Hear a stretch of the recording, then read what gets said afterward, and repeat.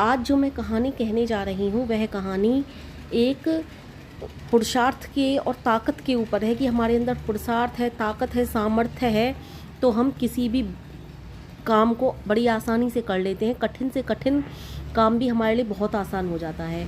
और अगर हमारे लिए ईश्वर ने वह ताकत दी है कि हम दूसरे व्यक्ति को, किसी को जो गलत राह पर है, उसे सुधार सकें तो हम उसे सुधार सकते हैं। तो ये ऐसी ही एक साहसी लड़की की कहानी है जिसने एक बहुत बड़े राक्षस को अपने द्वारा सुधार दिया था।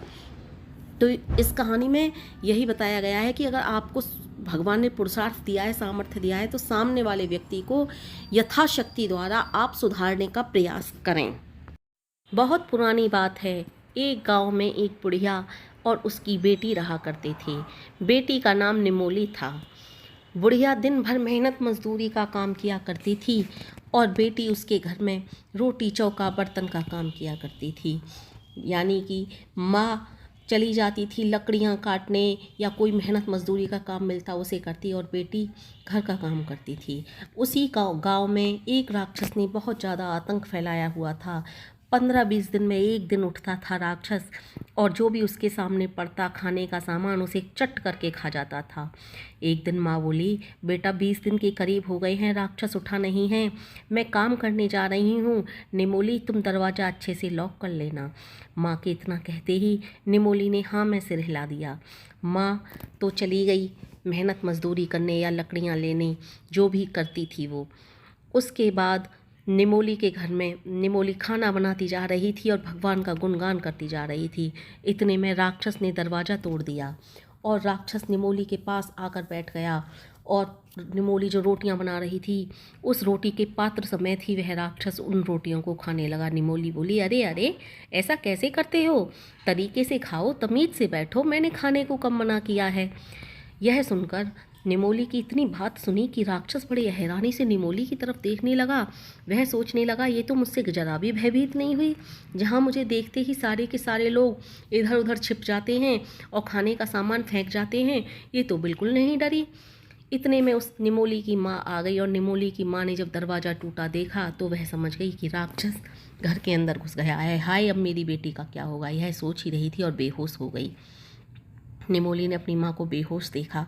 वह राक्षस से बोली, आओ बैठो, आराम से अच्छे से खाना खाओ, छोटे छोटे निवाले लेकर खाना खाओ, इतनी तेज हड़बड़ाहट में खाना क्यों खा रहे हो, साबुत रोटी क्यों निगल रहे हो, चबा चबा कर खाओ। इस तरह से वह राक्षस को समझाने लगी। राक्षस भी उसके जैसे कि उसकी बातों को कितनी गौर से सुनकर उस पर अमल कर रहा था। फिर निमोली ने अपनी माँ को बेहोशी की हालत में देखा। फिर कहा राक्षस से, अब खाना खा लिया हो तुम, मेरी माँ ने जो ये लकड़ियाँ चारों तरफ गिर पड़ी हैं इन्हें बीन दो।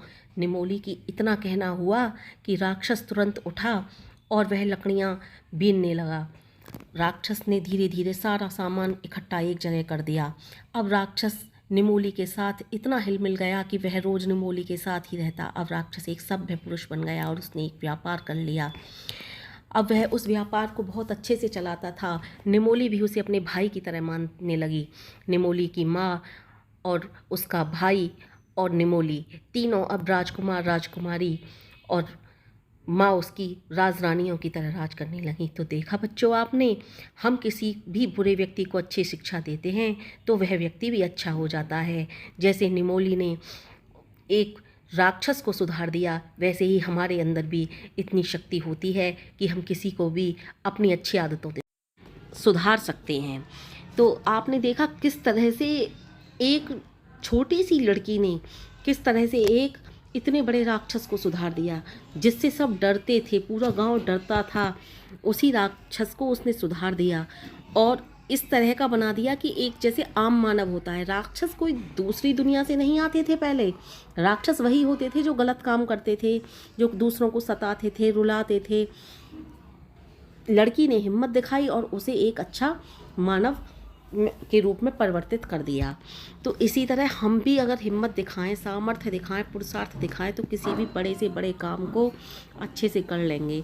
और हमारे आड़े जो भी बाधाएं आती हैं, जो हमारे आड़े जो भी कांटे आते हैं, सबको आसानी पूर्वक निकाल कर एक हम दूसरों के लिए भी उदाहरण पेश कर सकते हैं। तो मैं आपसे विदा लेती हूँ। कैसी लगी आपको मेरी कहानी? और मेरी आपको कहानी अच्छी लगती है तो प्लीज़ लाइक करें, कमेंट करें, शेयर करें और मेरे चैनल को सब्सक्राइब करें। मिलती हूँ किसी अन्य कहानी में, किसी अन्य वीडियो में। धन्यवाद।